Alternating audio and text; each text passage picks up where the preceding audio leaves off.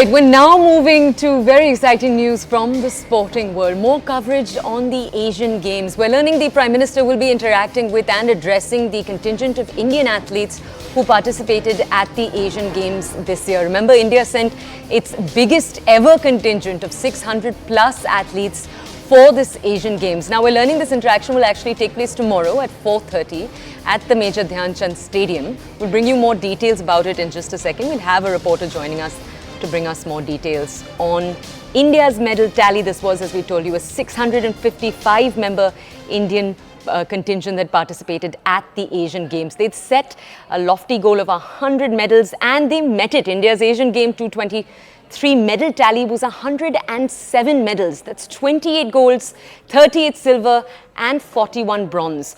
Now, my colleague Payal is with us to bring us more context. Payal, this is something we were telling our audiences too, that there'd been a target, an unofficial target of 100 medals that was set. This contingent very much matched that, 107 medals coming home. Can you tell our audiences more about this moment of pride and what's expected tomorrow? Prime Minister Narendra Modi will be hosting the athletes who are coming back from the Asian Games with a stupendous number of medals. Like you said, a record 107 medals have been won. A large number of gold medals have also been won. And normally when these athletes come back from a winning spree, the Prime Minister always holds them at their residence. But since the gathering is going to be big, the number of people who are going to come in are really big. So the Prime Minister is hosting them at his the Dhyan Chand Stadium in the national capital. He is expected to speak to them, understand from them what has been a part of their journey, the winning journey. He's also will be giving them a lot of pep talk in terms of how to go forward, prepare for the big games ahead as well. So it's quite an interactive session we're expecting. So last time around when we interacted with the Olympic players, he could share their stories, he could share their experiences as well, and also told them what he has counted in terms of challenge in his career as a prime minister and as a politician also, and his association with sports. Can you just tell us, Payal, let me tell our audiences very quickly and then I'll come to you with a question. India surpassed its last tally. So last we had 70 medals. This was in Jakarta in 2018. We surpassed that, as you can see, by more than 30 medals. And what's even more special is that only 4 countries won more than 100 medals this time. India obviously being one of them, the others being China, Japan and South Korea.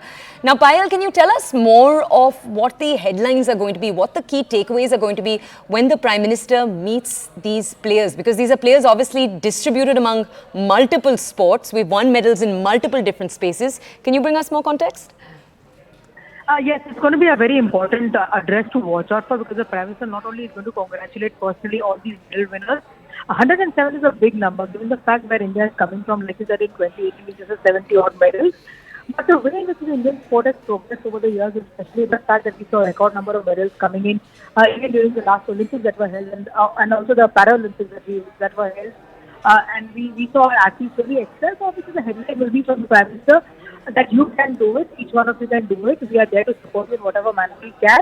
But each of you are an ambassador for the country. Each of you bring glory to the country. It takes a lot of sweat and blood to bring in medals to the country with your achievements, and may you continue to inspire other people. Because we've seen in the past, when the Prime Minister has had a conversation with athletes, he's followed this up, asking them, they've gone ahead and gone to school, discussed, the history of Indian sports, etc. So quite a bit of that is also expected. It's expected to be a very light conversation, expected to be a lot of interactive session as well. Of course, Union Minister for Sports, Anurag Singh Thakur, will also be present at the gathering. He's also expected to speak to the athletes. So it's a big moment. Indian athletes have come back with a century of medals, and this is something which the country takes a lot of pride in.